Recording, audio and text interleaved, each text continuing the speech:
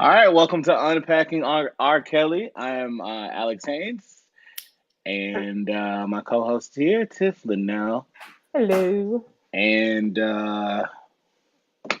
you. Welcome to Unpacking R. Kelly. This is a 3-day series that we're going to actually dive into. Hopefully, it'll be less as less as, as less about R. Kelly as possible, and more about changes that we can make in our communities, differences that we can make, and we can start a dialogue of talking to each other. Obviously, we'll just run through what this is. Obviously, our platform is Boss FM.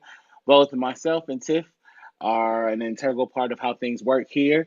This broadcast will air tonight, tomorrow again at 10, and Thursday at 10 p.m. as well. It'll also air tomorrow on our digital radio network. More information on that is at bossfm.com, and more on that. We'll talk about that throughout the show. We've got a number of guests that are going to talk about the startling series that many of you watched several days ago, and then we're gonna start to unpack it. So if you know somebody that watched the documentary or the docu-series, whatever it's being called at this point, to some people a reality show, and you want them to, I want them to be a part of this conversation. I want them to connect to this conversation, and I want some valuable feedback. It's one thing to say that we're done with R. Kelly and we're upset with him and we can bash him on social media. And there's lots of things that we can do with this, uh, and then not come up with any solutions so that we're not dealing with this in our homes and in our churches and in our communities and our workplaces. So before I go too far, and I'll talk a little bit about it, Tiff, I'll let you get your intro in, and then we'll unpack this a little bit and start talking to some of our guests. Awesome. Ready for me? Yeah, it's on you. I mean, what is there to say? My name is Tiff Lanelle. Hello, y'all. It actually took me a while to watch this docu-series, reality show, documentary, whatever you want to call it at this point, because I knew that it was going to be a lot, and I needed to prepare myself and try to get my mind right so I could. Do you feel like, I mean, you took time to prepare yourself. Do you feel like you really need to prepare? Do you feel like preparing yourself, or in your preparation, do you feel like you were prepared for what you saw? I feel like I was as prepared as I could have been because I didn't watch it live. So I was able to hear some of the feedback prior to me watching it to kind of help myself mentally prepare before I viewed it. Okay. So I do feel like I went in probably a little bit more prepared than someone who just watched it live and didn't hear conversations about it previously. Um, So when you watched it, and I just want to deep dive into it, right? A lot of us knew things about R. Kelly, and we've known, and just some background. If you're stumbling upon this, and for those of you that are watching and you just want us to jump right in, we're going to get into it.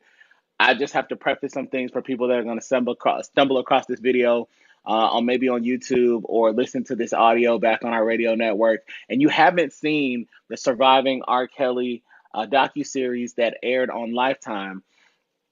It was a six-part series that aired over 3 days. It started last Thursday and went through Friday and Saturday with survivors of trauma and abuse by the famed R&B singer and really beloved R&B singer from our community, R. Kelly. And so there are so many thoughts and things that we have known and stories and rumors that we've heard. And Tiff, I spoke to you earlier today and recounted.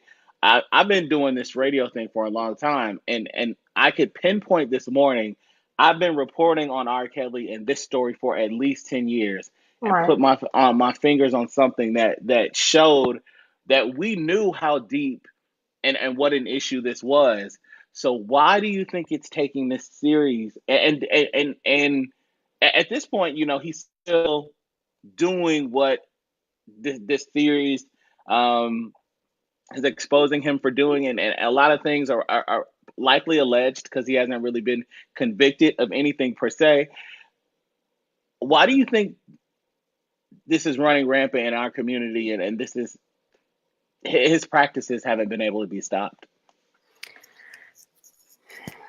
Unfortunately, the theme that keeps repeating anytime I have a conversation about this series or about this issue in general, it has been the voices of Black women are not valued. And unfortunately, they're not even valued by other Black women. And we are not valuing ourselves, unfortunately. So it's hard for the community, probably, to value us when we are not valuing ourselves. We're not valuing our sisters.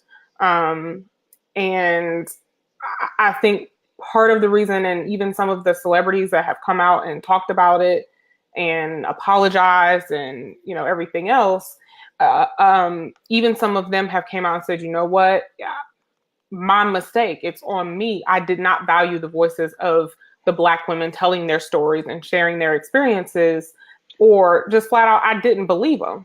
So you said something there that cut me really deep. Black women not even believing Black women. Do Right. you think, how does that stop? And does it stop? Is it something, I mean, aside from us talking about it here, where does it stop?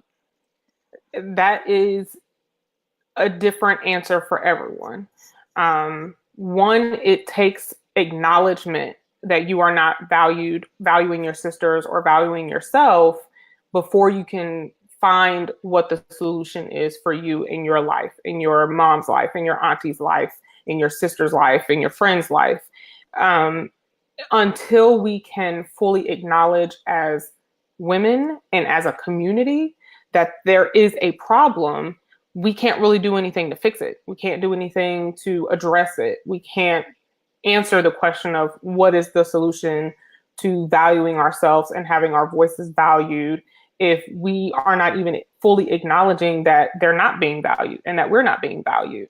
So it's kind of a step A, step B type of situation where you have to take one step in acknowledgement before you can take the next step in resolving it.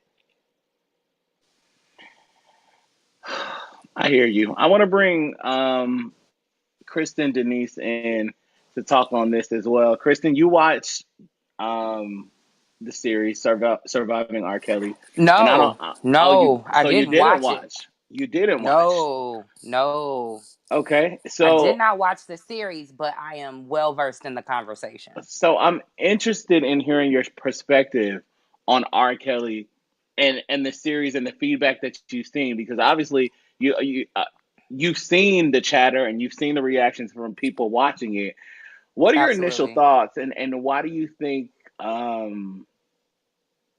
think people are just now becoming outraged? So I was initially annoyed because, as you stated already, this is not new news.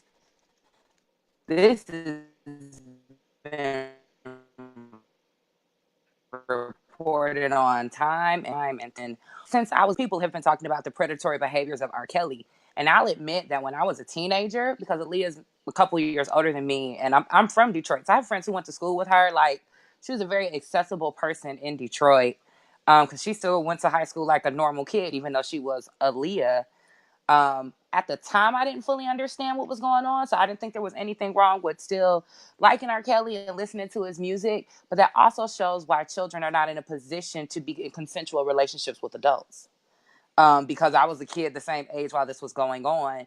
And I just remember over the years, more stories coming out. And probably about 12 or 13 years ago, there was this extensive article that came out that listed like 17 different cases at the time that had come up against R. Kelly. And these women were sharing their stories of how they were basically used and abused by him. And I was like, as a Black woman in particular, as a Black woman that works with young women, I cannot continue to support somebody that only gets away with his abuse because of who he chooses to abuse. Okay, so that's deep. You said you saw 17 cases come up against him, and it wasn't until you saw those 17 cases that you made the decision that you could no longer support him. Yeah, but that was But still what like was it 13 like or 14 years ago. before? And that was, and here we are, 13 to 14 years later, and people are Hmm. still standing behind him with all of this. And the last piece of what you said is he's only getting away with it because of the victims that he chooses. What do you mean by that? Absolutely. He is.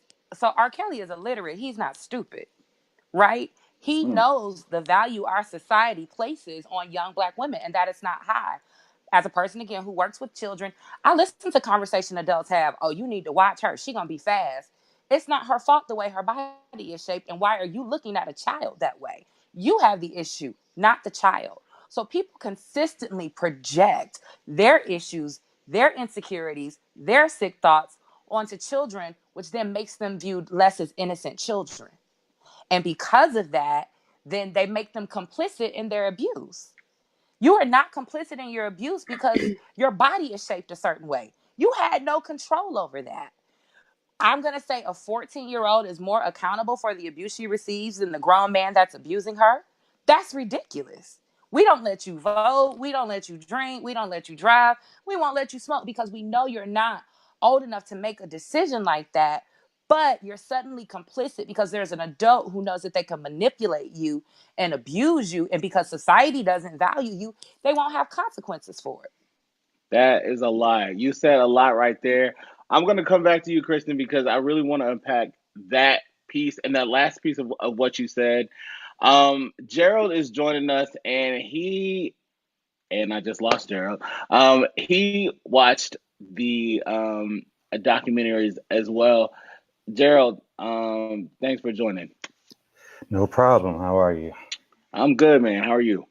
Well, did you guys do this today on purpose? Do you know what today is, ironically?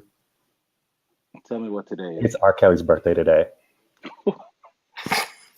Like, legit. Spit my tea on that one. Yeah, so happy birthday, R. Kelly, I guess. Happy birthday, R. This is the Kelly. gift that's about to keep on giving. Why do you know that? Don't ask Gerald questions like that. I mean, I guess it's interesting. So, Gerald, you watched. Yeah. I know. I don't know. Did you watch all 6 parts? I know you were watching. We were communicating back and forth during the first 2 episodes, and it was complete overload for me. And we're still talking about the beginning of it, and I don't want to spend too long on this because obviously there's so much that we want to unpack. But your initial thoughts when you watched it, was this information that you already knew? Did you learn some new information? Is there something that you took from this? Um, your thoughts. I'm about to sound unpopular, I guess, because I'm the guy and I really don't even care here, but because I don't support him. But just off the first 2 parts, I'm mad at everybody else. Like if there was a list in ascending order, he would be the last person.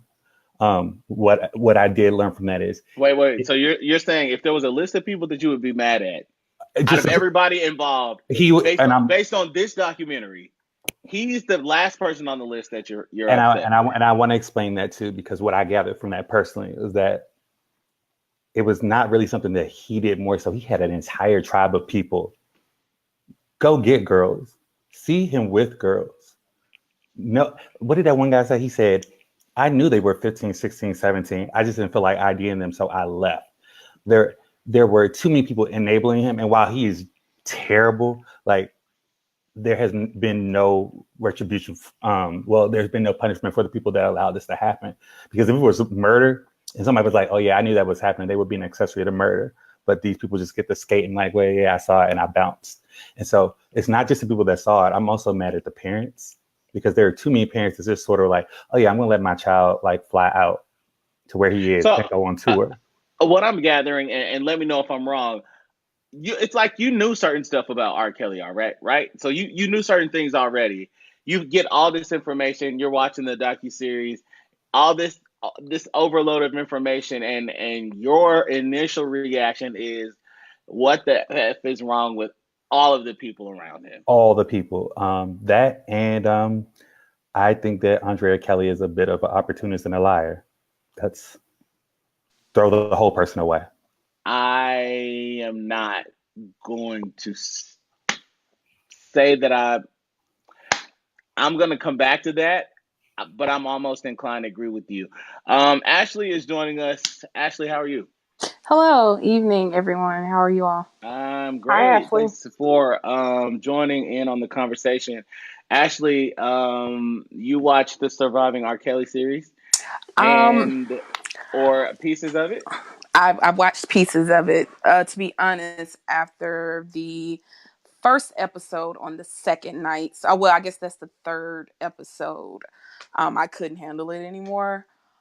I just couldn't watch it. I couldn't continue to watch. Okay, so you saw, and I'm really looking for initial reactions here. So, you know, a lot of us, and there's certain things where we all were at a different place. Daryl just shared like his initial reactions. Tiff has shared, I've shared. You made it to episode 3. What about it made you say, I can't do this anymore? It was a couple of things. It was the manipulation of a child's mind, a minor, that just really bothered me. It's something sinister about it. Then it was also, as my the guest said, it was the enabling. It was like all these adults around, and no one advocated for these young girls. No one stood up and said, hey, something is going on. No one thought to go and say, I need to, like, this is sick. I know he's having sex with these girls. I'm going to call the cops. I would even say, since this aired, I've listened to a lot of interviews by his brother, Kerry Kelly, the younger brother. And though I believe he was trustful, it was like, at one point he interviewed with someone and he said that he knew he had saw some girls he saw in the mall that his brother sent for him to go and get their numbers, but he decided not to go and get the numbers because he knew those girls were underage. However, he ended up seeing a video later on, and those same girls he saw in the mall was on the tape having sex with R. Kelly. And even in my mind, I'm like, okay, that's your brother, but you still hadn't said anything until this year, 2018. That happened in 93. I just couldn't continue to watch it. I listened to a couple of interviews. My initial reaction was I was disgusted. I was more so disgusted with all the other adults around, because it was not like he was doing it alone. He had help. He had people with him. And I can't feel any kind of way about a young lady, a young girl. She's a girl. She doesn't know anything about anything. And even the parents, I don't know what kind of parents, and I know children's lie, but I don't know what kind of parenting was happening then, dropping your child. I don't know. It was a lot of questions behind it I that I got felt, you. you know. I got you. I got you. And what I'm gathering is, and Ashley and Gerald, stay with us. We're going to come right back to you. I want to unpack this with you, Tiff, for just a second. Mm-hmm. What I got from Gerald and what I got from Ashley is the same thing. Mm-hmm. I knew these things about R. Kelly. I'm frustrated about these things by R. Kelly. Nobody's ever done anything about them. And what I would calculate from what I've heard, let me know what you think. We knew these things. The community knew these things. I'm just an innocent bystander going about my damn business every day. I'm living my life. I heard these things about R. Kelly. He didn't get convicted. What can I do? I watched this documentary. All these people knew. Nobody did. Like the people close to him, nobody did anything. And what I'm gathering is that people are more outraged by the people and the enablers around him, because it's like, okay, you see this.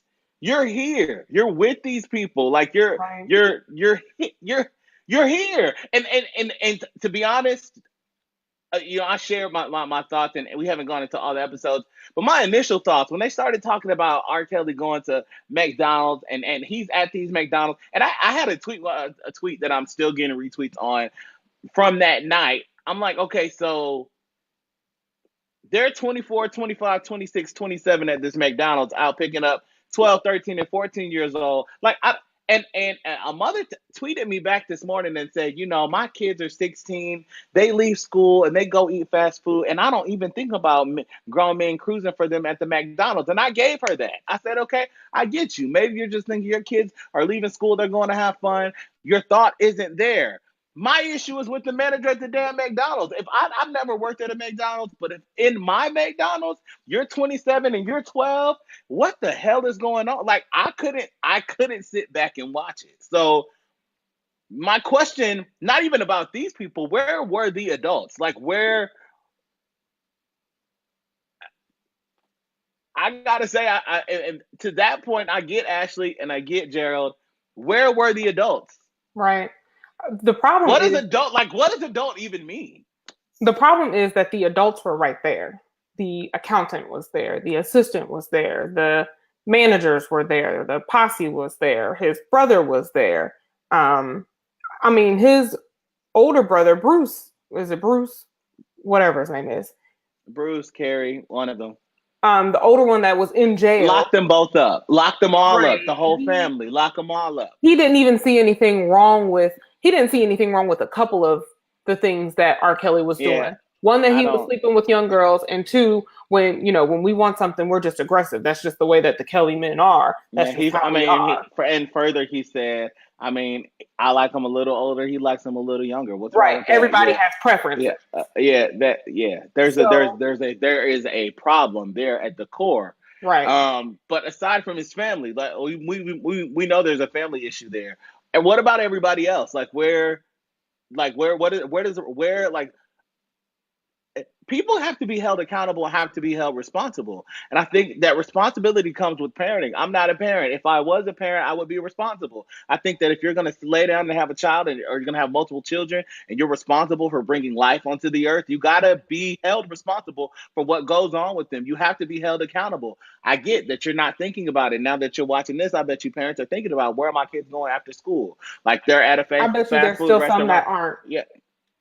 And that part. I bet you there's some that still aren't. Well, that ain't my child. My child is different. Just like one of the parents in the video said, well, that's my child. I'm right here with my child. I can see her.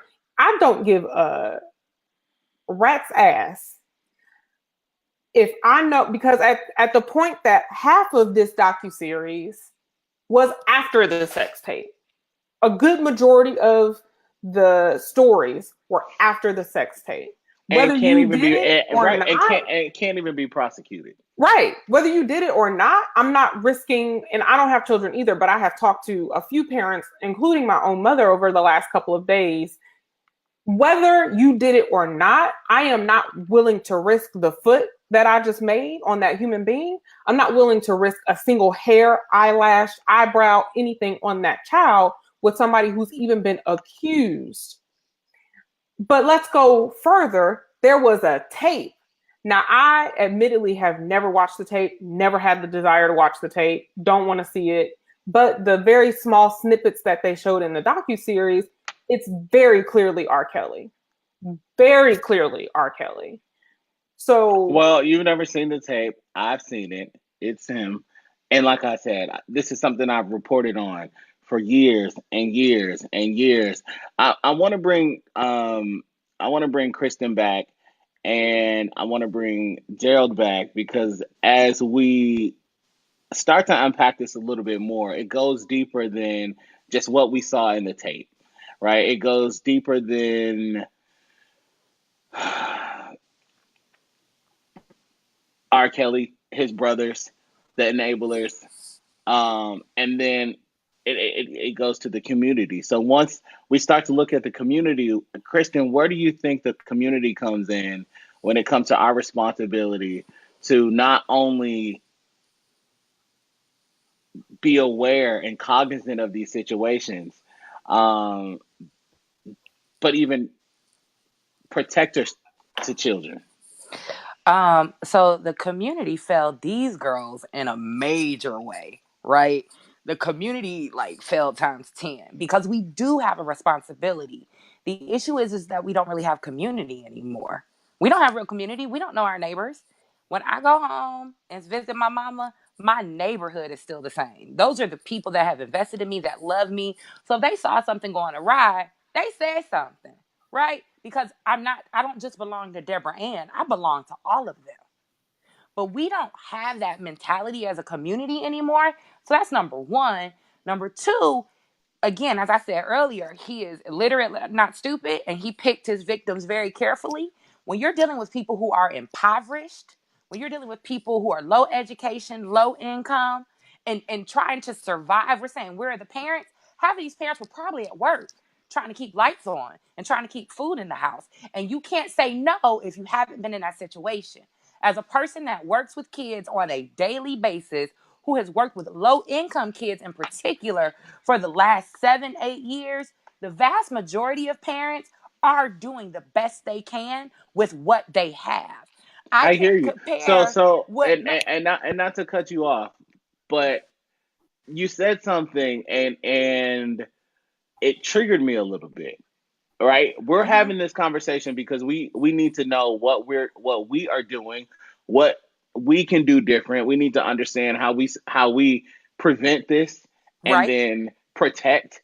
Absolutely. And you said the majority of parents are doing the best that they can with what they have and what they know. And I was triggered because I don't have kids. And so while I think my initial thought is that I would be protective if I was aware of it, if I'm not thinking of it, and I think that's why we need to have the conversation. We all have to be thinking about it because for it to stop in our community, it has to be something that is on discussed regularly. It has to be. We as a people have to know it's our responsibility to step in these situations as well. Like, Absolutely. and not to say that it's gonna be comfortable to go and step up to somebody that's 27 cruising around some 12 year olds. But if you see something, say something. I mean, the white people do it all the time. They're calling the police on us every damn day for drinking water and So, barbecuing. Absolutely. but So I like, do. if they're Yep. and I get like Mhm. you do. How And do so that we need to collectively, like, we right? need But whatever is in you. you You've got to share that. so And I'm involved in kids' lives. I don't have children either. I ain't got nobody I gotta take home, can't claim nobody on my taxes legally. I ain't got that, right? I ain't got a dog, I ain't got nothing I gotta take care of. But I make it a point to invest in the kids in my community. And when you invest in them, you act differently. I remember very particularly a little girl in my church youth group. She was in high school. She asked me to go with her to look at prom dresses. I said, cool. We at the mall looking at prom dresses. Well, she tried to play me for the okie doke, and she had this gentleman, this Negro, trying to meet her at the mall too, right? And so he thought I was one of the kids initially, right? Because we looking at prom dresses together. And I started grilling this gentleman. How old are you? Do you know how old she is? What are you doing here? And he asked me eventually, he said, how old, like, who are you? I said, I'm a youth ministry leader at her church. Who are you? hmm. He left. He left. And I Yeah, Wow. told but her, so any young I man think that can't stay around because a responsible adult is with you is not somebody that has good intentions for you, regardless of what he said, Mm-hmm. right? But that means I had to be invested in her, to be invited to be a part of her life, so that when she did that, I was there, right? I run up on people all the time. Now, mind you, I'm a 6'1" black woman. Ain't many people gonna really mess with me too hard, touche. uh, right? So But at that, I'm but to very that point though, vocal. that level of conviction and that level of that level of passion that you have and the desire that you have, because I mean, and I'll be honest, it's a little bit of selfishness and a little bit of just I'm in my own lane, I'm in my own zone, and it's even now I live in New York. These badass kids, I don't know these damn kids. I'm not even paying attention to these kids, but I should be, and I think this opens, like, I have a nephew that is just turned 2. He's got a sister. She's 6. I love her with all my heart. Now I think about it all the time. I would lose my mind if something if this is happening, and it's just something we have to be aware of, but we're not, because we're not having the conversations. And so my hope You is got to that we treat get every to the kid point. like they're your niece and your nephew. I see every kid. I'm a community auntie. All my friends' kids call me Auntie Kristen, Auntie KD. I love children. They're innocent, they're beautiful, they're sweet, and they should all be protected, whether or not they are intimately related to me. I think that's a And good point. Gerald, would you feel comfortable inserting yourself in a situation like this if you saw it happening? I'm a former teacher, so I legally had to. At some, So you would. yeah. So I mean, I would. Ashley, what about you? Um, yes, I would. It is. We live in a different day and age now, and to be honest with you, it depends. I could very well put myself in harm's way trying to do that. And I guess so it depends on, I'm not saying that I wouldn't, but it really would depend on how I'm inserting myself. Like the crime is so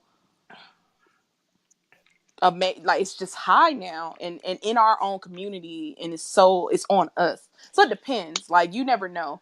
With the way sex trafficking is here in Atlanta, that's where I reside. I'm from Atlanta. It's crazy now. My I mean, dad, it's the number one place for sex like it has the highest rate of sex trafficking and in you the world. never know what you're inserting yourself into. And so I'm not saying that I wouldn't. It's just like you're really risking a lot, So I think it starts with, it does take a village to raise a child, but what is raising a child is information, is putting, morals and values and self-love into them so they can recognize things for themselves, so they're not so easily lured by certain things, because that's where it starts from. A young lady trying to be in the attention of a older man, she doesn't know he's telling her anything that he needs to tell her. Like you said, they choose them a certain type of way, and it's not just any young girl, it's the ones that are broken. See, and that's where my issue with some of this after watching it. That's why I actually, Christian, with all due respect, I wish you would have watched the series, because I do. it could be community all day. But that documentary proved that like the head of what should be that child's community are the reason that some of them got in the situation that they're in. Like I got it on pause right now. Lisa Van Allen, her whole story bothers me for a lot of reasons. As a former teacher, as someone who has nieces and nephews, my brother is a cop. What should not be a thing, you could be mad at R. Kelly all day, but that girl said, and I quote, "I don't even have a talent. I was here with my friend who didn't want to go by herself to a shoot or a tryout." The girl never made it anywhere, but Lisa Van Allen did. And you know what started to happen? Her parents, during the school year, was letting this girl go and fly and be on tour buses all the time by herself. We can cry about community all day, but if a parent is not doing what the hell they're supposed to be doing, that's sick. I wanted to go there. We're going to jump there. Y'all hold on for me, because I think you're right. We can do all that we want to do, and there's a point where it becomes about responsibility. Like, okay, yeah, we've got predators out there. We have people that will do anything for the love of money. And really, a lot of this, everything that we see, like everything that happened because somebody was getting paid, whether they worked for R. Kelly or they thought R. Kelly was going to give them an opportunity. These girls were excited about it. You cannot say, I watch these people that 17 years of R. Kelly's history, and you bring your 17-year-old daughter to an R. Kelly concert. You let her get pulled up on stage, and then you let her go backstage with him, and then up into like this is all about money. And then my issue with this, and I feel like we're jumping ahead, but it's okay. We got a couple days. And responsibility, like Tiff, when do we start holding people responsible? Who's responsible for this? Like, yes, R. Kelly is terrible. He needs to be under a jail. Mauled, balls pulled off, toenails picked off, and then thrown to alligators. I agree with all of that. But from a responsibility standpoint, like, who else is responsible? And why aren't other people taking responsibility for this?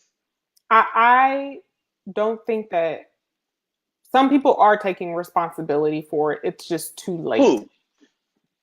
It's almost like it's too late. Like not taking responsibility for it. Let me change my statement. They are admitting that they should have. Yes, they are admitting what I should. And that's great. I am so happy that people can find the error of their ways. I'm so happy that people can admit it, but there is a such thing as too late. Right. And unfortunately, right now, he's already gotten off on 21 counts of child pornography. And even when he was bonded out for that indictment, he went and did a sing-along at a kindergarten. So with church and community and civil rights leaders surrounding him and rallying behind him. So once that indictment was dismissed after 6 years of delays, he either got wise or somebody else told him, hey, you need to at least go with the legal age of consent. So now what he is doing that we are aware of, the latter part of those stories, all of them were age 17. Yeah, he got wiser, He and got wiser. he wised up. So let me do this, because a recurring theme of the series and on social media and within circles, text groups that I've been in, conversations with people, colleagues, coworkers, non-friends, you know, people that I know, is that a people don't listen to black women, and that's a reason that this has continued to go on. But I would offer that even if they had listened to black women, there's a lack of responsibility here when we look at what we saw in the documentary. And the docu-series alleges that R. Kelly married. They produced a marriage certificate, but it's still an allegation that he married Aaliyah when she was underage. I'm Aaliyah's not calling it mom, an allegation. It's facts. it's an allegation. Whatever. Aaliyah's mom says that it never happened. There's a So whole so narrative. hold on, let me finish. So, like I said, if we can believe black women here, but here's a parent that's not taking any responsibility at all. Well, neither did Sparkle's That's my second brother example. So and here we have right, Sparkle's niece. who They're alleging that this was allegedly is Sparkle's still niece there. in the sex tape, Who and allegedly is still there. she's still in his captivity, Right. seemingly willingly at this Activity. point. Right. Even if we believed, which we do believe, it is her. Right. Again, we have the adults in this situation not taking responsibility. Right. So a lot of what we saw, yes, a lot of this of age women that he was with, no one's listening to the black women. But if we really look at the issue here, there's also people not taking responsibility. Agreed, So including the parents. there's validity in both. My question to you, and we started here. I want to come back here. We know people aren't listening to black women. They don't believe black women. They don't trust black women. You said yourself, you as a black woman have not. You've had instances where you don't trust black women. What is this? How? Like, why? That's why. And I'll bring Kristen back. I want to bring Ashley back to talk about that. But Tiff, your thoughts on why? I was having this conversation. I've had this conversation with a couple of people of why we as Black women don't value ourselves and don't value each other enough. I think that it's very slowly a culture that is beginning to shift and change. However, I am always looking at the root cause of things. And I think a lot of our mentalities regarding ourselves are generational. They come from our grandmother's grandmother, our grandmother's grandmother's grandmother, and it's been handed down from generation to generation to generation. And until we, again, acknowledge that there's an issue, hey, you know what, little black girl, you are beautiful, you are valued. Until we acknowledge that that is not being said enough to our little black girls and our grown black women, we can't do anything about it. So we have to, again, acknowledge that it is a generational mindset. It's a generational curse. It's a generational thing that is handed down from one auntie saying, you better watch that when she fast, to that little girl growing up being told she was fast all her life, not knowing how to get rid of that stigma and that title that's been placed on her. And then all of a sudden she's repeating the cycle to her daughter, to her niece, to some other little girl that she meets in the street saying, you know, you fast, you know, she just fast, you know, she out in these streets. We have to affirm ourselves, acknowledge that we're not affirming ourselves or those around us. And we have to start valuing ourselves after we acknowledge that there's an issue. And that's something generational that we have to break. That's my opinion. It's generational. We've got to break it.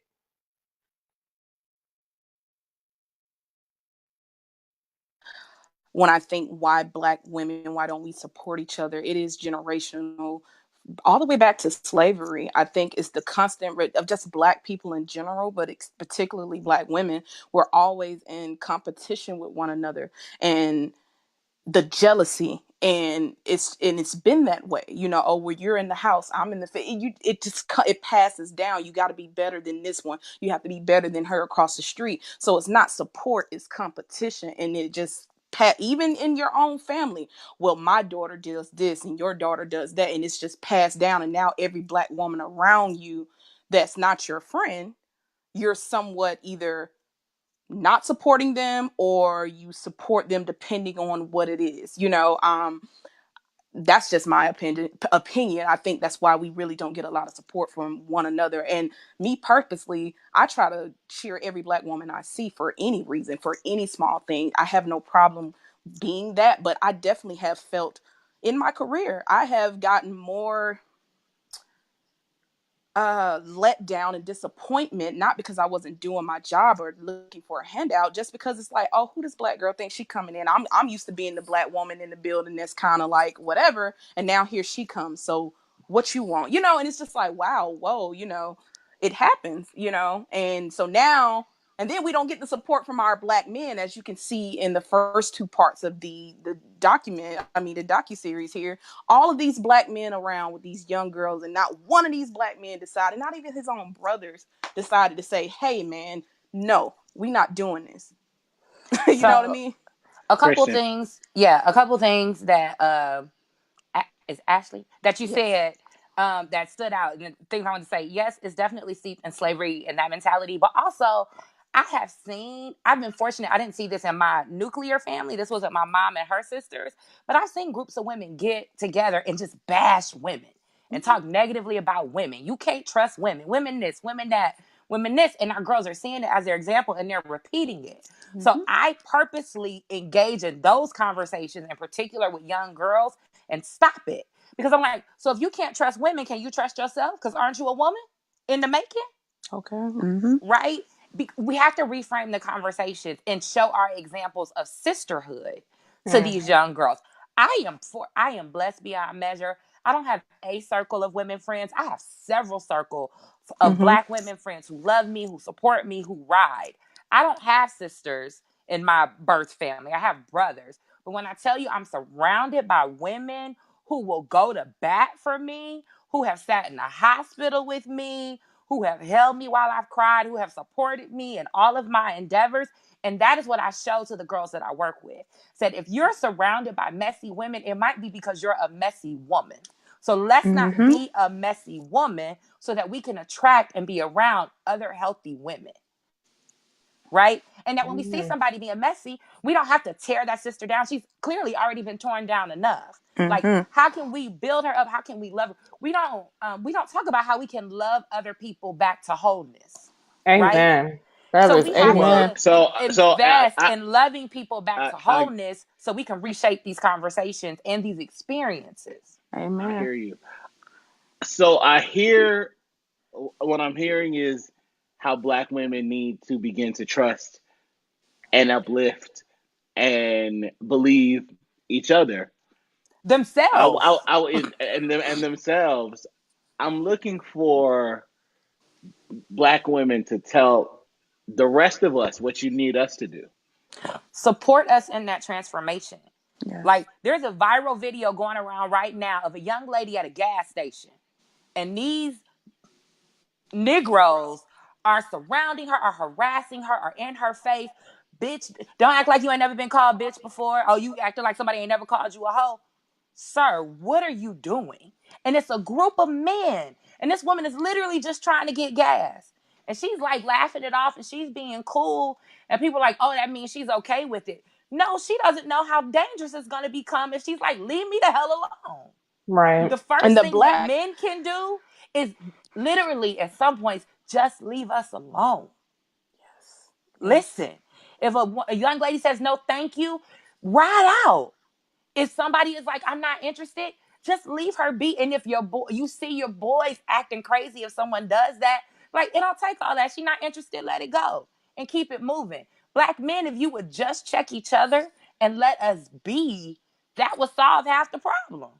And I so agree with you, Christian. Thank you for saying that, because it makes me feel like Black men don't understand the amount of pressure that they put on Black women when they treat us a certain type of way. Well, he treats her this way, and he treats me this way, and now I can't stand her, and I'm hating on her, and I got a problem with her and everything that she has going on. And you don't know this woman, and it's like then they're not protecting us as a whole. So I like what you said there. I'm glad you brought that up. I hadn't seen that video, but I have heard people talking Girl, it's about a it. mess. It's definitely a mess. So I mean, at the end of the day, we definitely need to uplift each other, but we need our Black men to stand up and be Black men and protect us and love us all. Period. And not because it's your sister, not because it's your cousin or your grandma, Right. your auntie, but because it's a woman who has value. It's a Black queen. Genuinely help a woman. Listen, and I hear you. I'm listening to you. I'm gonna bring Gerald back in a second because I'm the only man here, and I'm trying. I think that men we are wired differently, and we know that, right? Men and women are wired differently, and by default, like we literally it's like mixed signals. We hear, and I was having a conversation with one of my best friends, and she was telling me, listen, though we are strong Black women, and we say we're strong, independent Black women, that does not mean we're not looking for your protection. Absolutely. However, when we hear strong Black independent, we're like, all right, man, you good. And it's not like, and I'm not, and it's Dead. wait, and it's not like, oh, you good, and we're gonna let you fit for yourself. Like, I see you being attacked, I'm coming in, but like, if you more rah than me, like, it's like, all right, well then, like. So let me. But we are that way. Wait. So and I understand, and it's a little bit different, like I'm from the South. I grew up in the South. I'm up here now, and like, and this is really no shade to like. Whew, I'm gonna get myself in some hot water because I know there's gonna be a replay here. But sometimes like it's for I'm a Southern gentleman. Okay, that's who I am. So I encounter someone here, and it's like, yo, son, move, son. And I'm like, yo, ma'am, sir, ma'am. I don't know like where to go. I don't know how to but it could be it's hurt behind I'm that. like, yeah, it's not just hurt. So I'm gonna take it real deep and real way back for a second. I'm going to tell you, at least from my perspective, where that I'm a strong Black woman comes from. I have no damn choice. I know generations of women within my own bloodline that didn't have a choice but to be a strong Black woman. Because and I'm not. Wait. We can argue about. I know Harriet Tubman didn't have a choice. Wait, I'm not even talking about that. Didn't have a choice. Talking about that. And you're talking about like there's strong Black women in my bloodline that didn't have a choice. Wait, girl, Alex, you 30. You 30. Alex, you 30. Listen. I'm listening. I'm talking about women whose men were ripped away from them because they were sold off as slaves to another family. I'm talking about men who were stripped away because they were thrown in prisons. I'm talking about men who were stripped away because they had drug and alcohol abuse because of the things that they suffered at the hands of their masters, whatever that master was, which left the women at home to take care of the kids, to work all the jobs, to do all the things, to be at the school, to be in the community, to be that strong Black woman. So when you have generations of that handed down, even when it changed, it's hard to go from Egypt to the promised land. And it's a survival skill. It is absolutely a survival skill. It's a survival skill. I'm strong because I'm a single woman who doesn't know if I can trust somebody to come over to my house and help me do something and my safety be intact. Right? I got you. Because you'll get people who'll say if something happens to me, well, why you invite a grown man over to your house? Well, I invited him over to help me build this damn shelf. That doesn't mean that it was open for something more. So being strong, again, it's a survival skill. We want to thrive. Hold on. And that gets difficult. Hold on. Gerald thinks we missed the point. What's up? I was ready to talk about, I swear, I was ready to come back and talk about Andrea Kelly and my issues, or how he's had 11 albums since this thing came out. And we're gonna get there. We will. But no, you know what? But I think, so what's problematic for me here is, and I want to leave that word in 2018, but looking at this documentary, because we only saw women, I think that it's sort of sad or problematic that we only make this about women. This should be something that we encompass everybody, because there are 1 in 6 men that are sexually abused, and that doesn't even begin to count the experiences where you're not touched. And I could even get into the theory that I have that when he was molested, R. Kelly himself, he wasn't molested by a woman, he was molested by a man, because there are so many signs there. There are so many different things. But I won't get that deep yet. But like, to be quite honest, like, we hear this all the time. You see this and we associate it with woman, woman, woman, woman. And then a man has to be strong for that woman, but you never ever hear that in reverse. So it's really important that we put that out there, because if I'm being candid right now, we can sit there and we can play this game. So I'm part of Surviving V103. I've had somebody at that particular radio station try to use their power. Oh yeah, I have time tonight. Hey, I don't have enough tea. You better put a pot on, sis. Listen, Put a pot on. I'm gonna say this, and I'm gonna say that at one point I used to host a show called The Shake Up. Okay, I'm not really in the shake up business no more. And you just shook me. I just got shook. Ooh. He said I survived. So my thing is, and that was not being touched, using your influence to try to get me to screw you. Like, it happens to us too.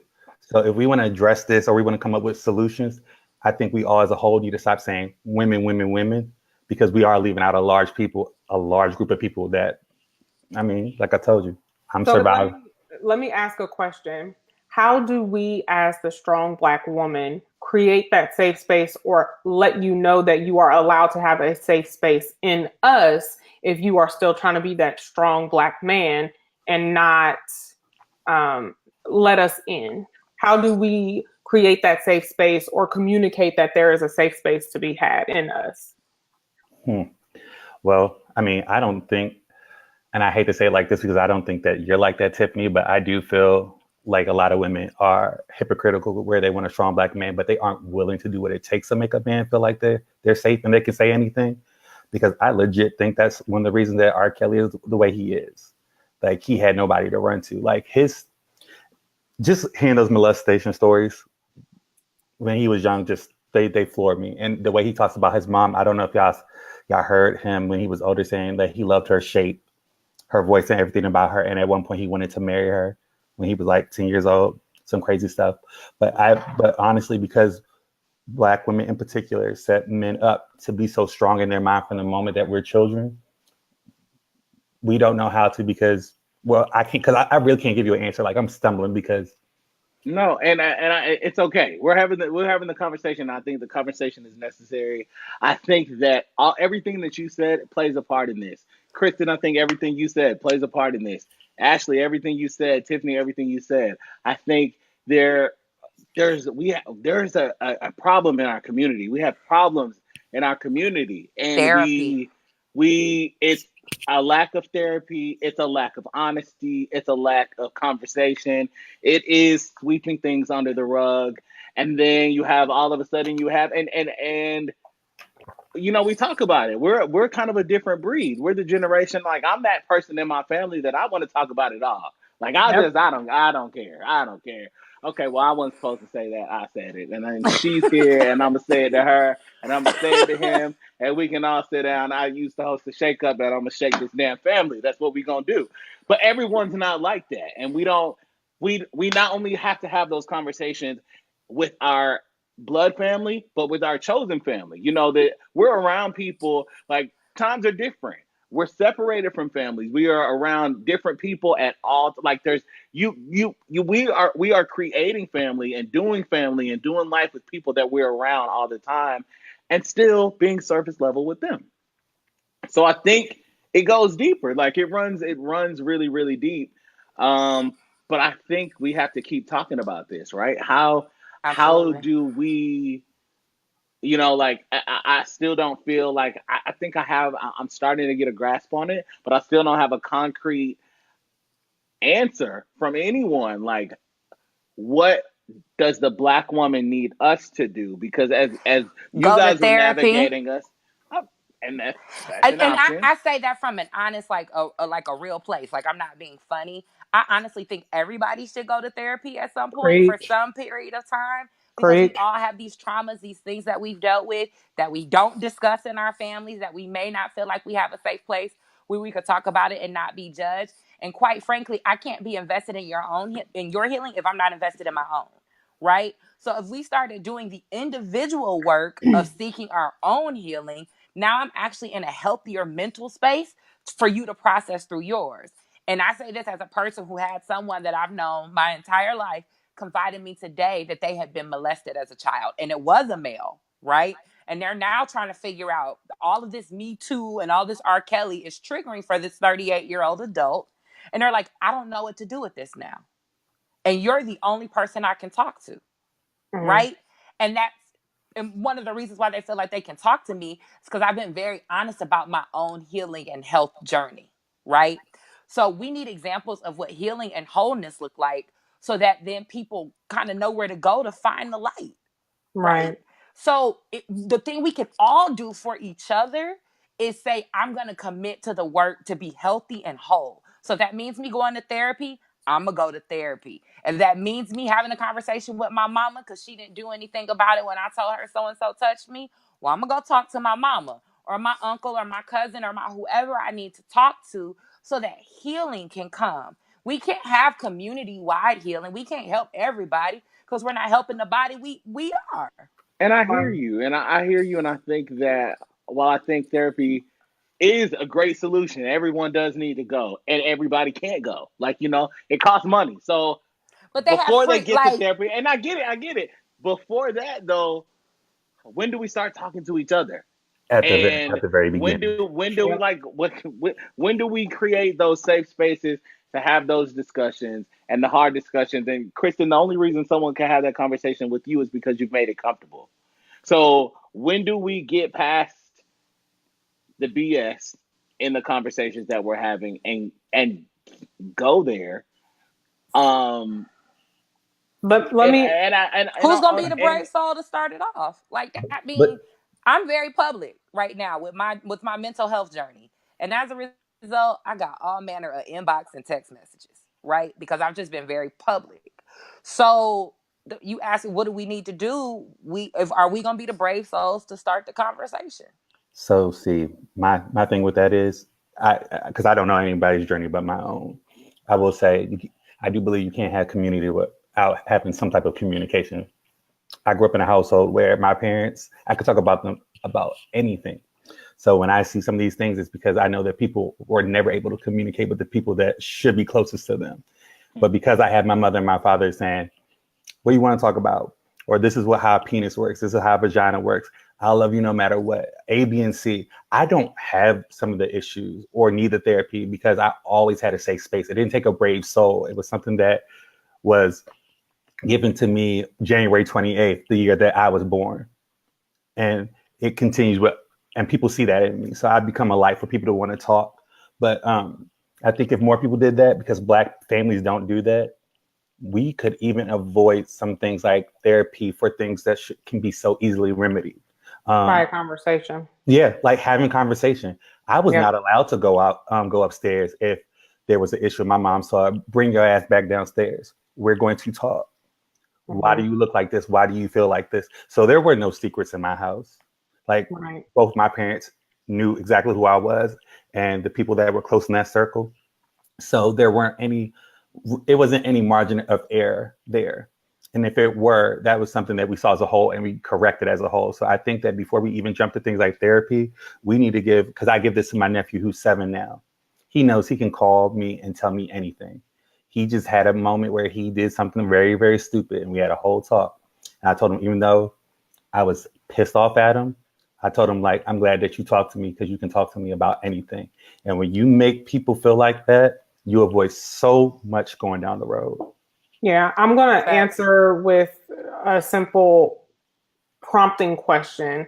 I am also a huge proponent of therapy, have been in therapy for off and on a few years, steadily over the last 2 years.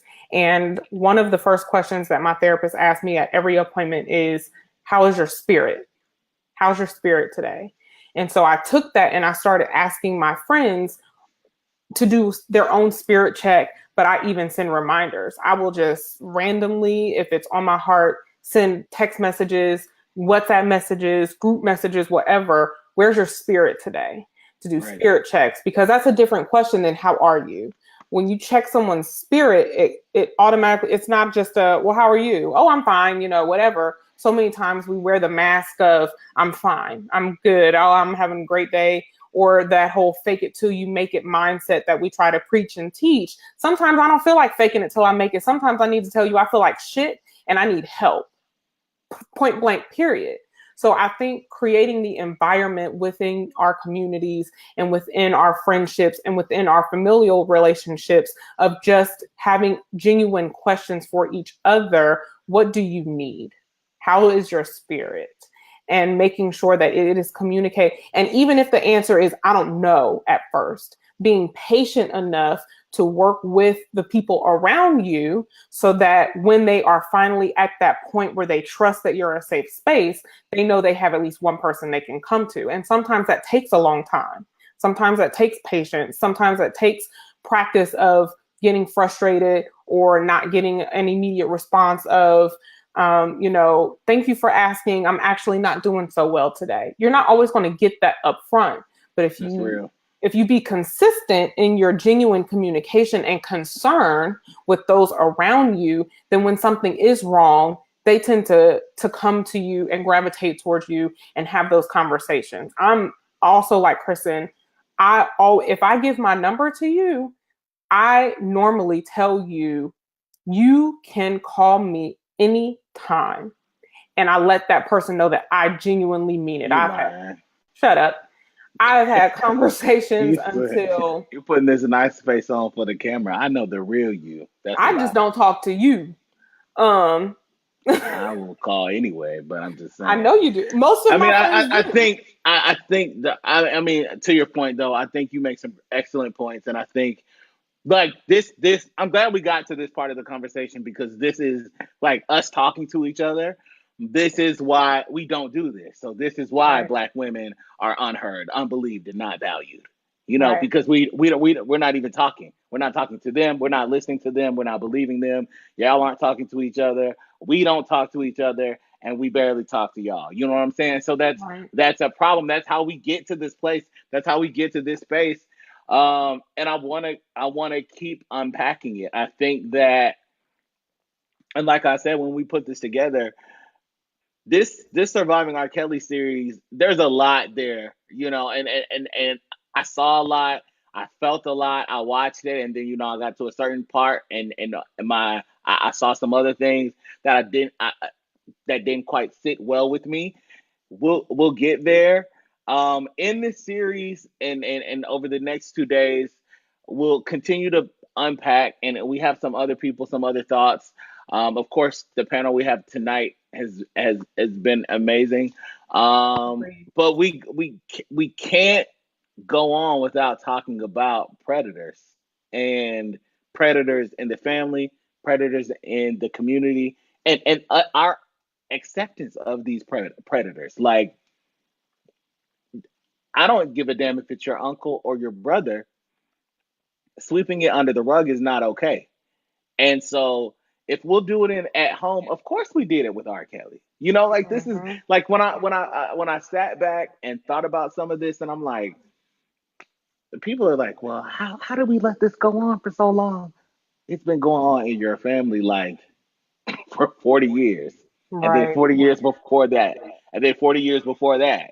And so, the predators are in the family, they're in the community, they're in the church. And we'd be like, oh yeah, don't stand too close to him. Like, what's that gonna solve? He's already touched him. He's already touched her. It's already happened. And, well, yeah, don't talk about it. You're like, come on. And then I think a lot of this, we talk about family. We also got to talk about community. Yeah. and we haven't talked enough, and we're not showing enough about responsibility. We got to wrap this one up, but I'm gonna bring our guests back and give everyone a final word. Um, Gerald, Kristen, Ashley, you've been wonderful. Gerald, how about you get the first final word? Well, it's 2019. We all need to do better.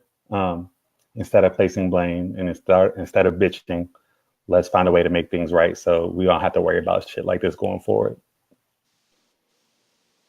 Fair enough. How do people keep up with you? You can follow me on Instagram or Twitter at musicman128. And what is my name on Facebook? Gerald Hargrow, Hargrow. Awesome. Ashley. Hey guys, thanks for this opportunity. I had a great time fellowshipping with you all tonight, and I will try to keep up. I will say we have to learn to be vulnerable with one another. I don't think we as a Black community are vulnerable with each other the way that we should be. Once we tap into vulnerability, then we can start to accept accountability, being able to really try to change things. So we have to start there, being vulnerable, and it's not vulnerable. There's strength in vulnerability. So we have to, so we can work on the accountability piece. And that's my final word for tonight. But you can follow me on Instagram. I really don't know my Twitter name, but my Instagram is BR00K, the letter N, the THE city. Brooke Awesome. in the city. Thanks. Ashley, thank you so much. All right, and Kristen. Thank you guys so much for this opportunity. Y'all are awesome, and I appreciate it. My final word will be listen when people are telling you what's happening to them. Listen to children, listen to Black women, listen to Black men, listen to people when they find the courage to be vulnerable and be honest about what they're experiencing, and do what you can to help them in that moment, in that process, to seek justice, to seek peace, right? And to be made whole again. Okay? Broken people Gotcha. do broken people things. So let's stop breaking people. Okay? Awesome. Thank you so And much. Black Girl, BLKGRL, Self Care Revolution. Is how you can find me We'll put on it up, Instagram. and I'll post everything as well. Thanks so much, Kristen. Thank you I guys. hope you stay a part of this conversation all week. All right. Tiff. Yep. Man, this we really could have gone on and on. And I looked at the time and Yeah. I was like, whoa, whoa, whoa, whoa, whoa. We got When tomorrow. did an We got hour go by? Thursday. Yeah, Right. we got tomorrow. We have Thursday. And we're doing it on this platform. Tiff, we pop up on all types of pages. We'll be back on the same page tomorrow. And so invite people, share this. It'll be up tonight. It's going to air on our radio stations. I'll post it on my pages, on my social media tomorrow. You'll hear the same conversation. Once the series is over, you'll be able to download it, talk about it. This is the kind of stuff you need to talk about with your families. Get together. It's not about like us having the collective conversation, but you take this conversation and you have it in your workplace, have it with your circle of friends, have it at the brunch table. Like we literally talk about everything else. We talk about everything else. And when it comes down to and another reason that this stuff has to happen, and this is a personal vendetta for me. A lot of y'all are going in churches and they ain't talk about it. Listen to me. Like God, you sitting up in these churches, and I'm not gonna go there, but that's a whole other where my heart is. So we're back here tomorrow. This will air tomorrow. I'll let all that out tomorrow, 10 p.m. Hopefully we'll have some of these guys that were here tonight back, as well as some other people that have signed on. And if you're interested, you have something you want to add to the conversation, drop me an email. Alex.Haynes@BossFM.com, or drop me a DM. We'd be happy to have you, and we want you to be a part of this conversation. Tiff, your final word. If nothing else, tonight, tomorrow, Thursday night, I hope that we give at least some good promptings for questions to pose to your family, to your community, to your friends, to at least get the dialogue started. I hope that the dialogue does not end with the docu-series. I think it would be tragic and a disservice to the survivors, to the parents. No matter how we feel about them, they still are stories and experiences that are worthy of at least a continuous dialogue. So, like I said, tonight, tomorrow, Thursday night, I hope that, like Alex said, participate in the conversation, ask your own questions. I saw a couple of comments about requesting us to talk about the parents and all of that. I promise you we will hit all of that because we, of course, have thoughts. But I hope that it is at least a good conversation starter, dialogue starter, not just about sweeping things under the rug, but what we can do as a community and as a people to support one another and value each other more. Awesome. Again, hit me if you want to be a part of this. My email address is on the screen. And we're back here tomorrow. Thank you guys for participating. And thanks again to Gerald and Kristen and Ashley. Tiff, of course. I hope you guys have a great night. Do not go to sleep to any R. Kelly. No, Jesus. Good night. Good night.